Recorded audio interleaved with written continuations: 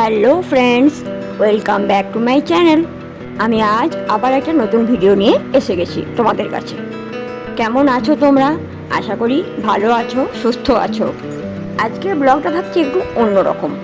মানে আমি একজন বাঙালি, আর বাঙালিরা বিভিন্নভাবে মাছ খায়, কিন্তু আজ যে আমি মাছ রান্নাটা শিখেছি এটা তোমাদের সাথে শেয়ার করব। এটা বিহারি স্টাইল ফিশ কারি। চলো তাহলে রান্না করে এবার শুরু করি রান্না। বন্ধুরা চলে এসো আমার সাথে। চলে এসেছে মাছ ভাজা। এই মাছ ভাজার পদ্ধতিটা আর বাঙালিদের দেখাচ্ছি না, এই মাছগুলো আগে থেকেই ভেজে রাখা আছে, এর পরেরটা আমি দেখাচ্ছি। তো এই ফিশ কারিটা বানানোর জন্য আমি কি কি নিয়েছি দেখাই। প্রথমে ফোড়নের জন্য শুকনো লঙ্কা, জিরে, একটু সর্ষে, কয়েকটা রসুন নিয়েছি। আর এরপর আছে রসুন বাটা, বেশ অনেকটা। এটা শুধুই রসুন বাটা, এর সঙ্গে কোনো আদা থাকবে না। যতটা আমরা 500 মাংস রান্না করতে দিই রসুন বাটা ততটা।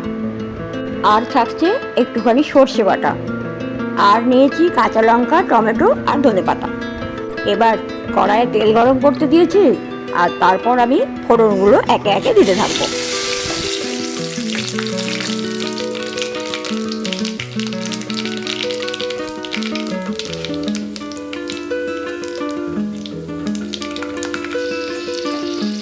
এবার আমি রসুন বাটাটা দিয়ে দিচ্ছি।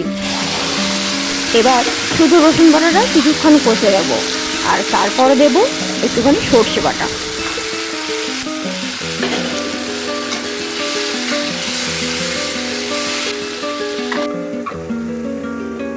এটা সর্ষে বাটা। এবার সর্ষে বাটাটা দেওয়ার পর বাকি মশলাগুলো দেব।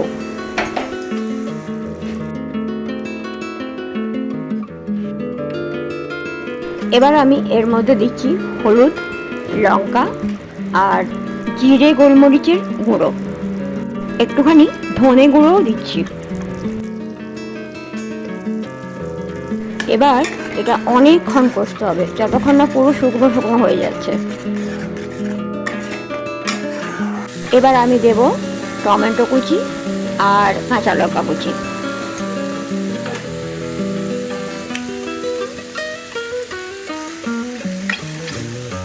এবার দিয়ে দিচ্ছি নুন। অনেকক্ষণ ধরে কষিয়ে এইরকম শুকনো শুকনো হয়ে গেলে তাতে জল দেব।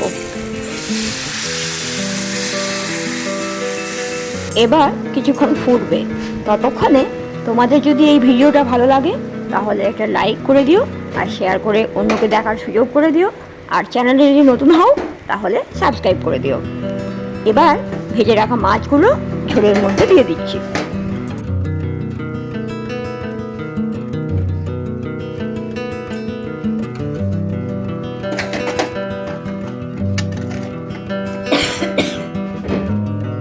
এভাবে 5 মিনিট রান্না করার পর ধনেপাতা কুচিয়ে দিয়ে দেব। এবার 2 মিনিট পর গ্যাস বন্ধ করে দেব।